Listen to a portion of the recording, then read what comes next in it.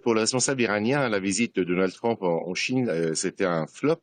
Tout d'abord, la Chine, le président chinois a dit clairement au président Trump que la Chine allait continuer à importer du pétrole iranien. On sait que 90% du pétrole exporté par l'Iran va en Chine, donc une position très ferme sur les importations de pétrole iranien. Ensuite, aujourd'hui, le ministère chinois des Affaires étrangères s'est opposé contre la résolution qui est préparée par les États-Unis et par Bahreïn pour une réouverture par la force du détroit d'Ormuz, donc un soutien de plus de la Chine donc à l'Iran. En ce qui concerne le détroit d'Ormuz, il faut savoir que depuis une semaine, il n'y a aucune action de la marine de guerre américaine contre des navires iraniens dans un sens ou dans l'autre. Donc on est vraiment dans le statu quo et donc il n'y a pas eu d'action. Alors qu'en revanche, côté iranien, les gardiens de la révolution ont laissé passer une trentaine de navires chinois avec l'accord après des négociations avec la Chine.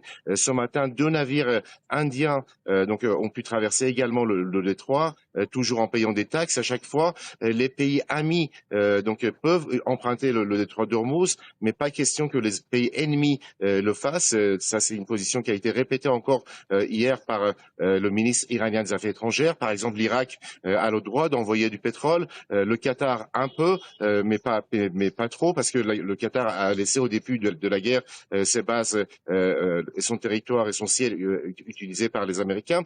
En revanche, pour ce qui est du Koweït, de Bahreïn, de l'Arabie saoudite ou encore des Émirats arabes unis, il n'est pas question qu'ils puissent utiliser le détroit d'Ormuz. Donc, une position très ferme de la part de Téhéran. Chaque navire doit payer des taxes et emprunter les itinéraires indiqués par les gardiens de la révolution. Donc, une manière de dire que c'est l'Iran qui tient le détroit malgré les déclarations intempestives du président Trump. Dans ce contexte, Siavosh Ghazi, qu'en est-il des négociations irano-américaines? Qu'en est-il de leur reprise éventuelle? Alors il y a deux choses. Tout d'abord, le ministre iranien des Affaires étrangères a dit hier à une réunion du BRICS en Inde que l'Iran était à la fois préparé pour la guerre mais aussi pour la diplomatie. Ce sont les Américains qui choisissent. On est prêt pour les deux scénarios.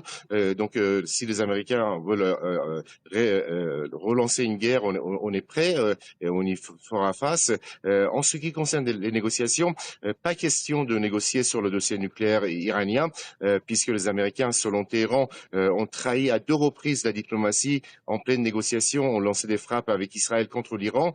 Ensuite, pour reprendre des négociations avec les Américains, il y a 5 conditions. L'arrêt des hostilités dans toute la région, en particulier au Liban, le paiement des réparations de guerre, le déblocage des avoirs iraniens à cause des sanctions américaines qui sont estimées à quelques 100 milliards de dollars, paiement de taxes, et puis la reconnaissance de la souveraineté et du contrôle du détroit d'Ormuz par l'Iran. Les Américains doivent d'abord accepter ces 5 conditions avant qu'il y ait une reprise des négociations.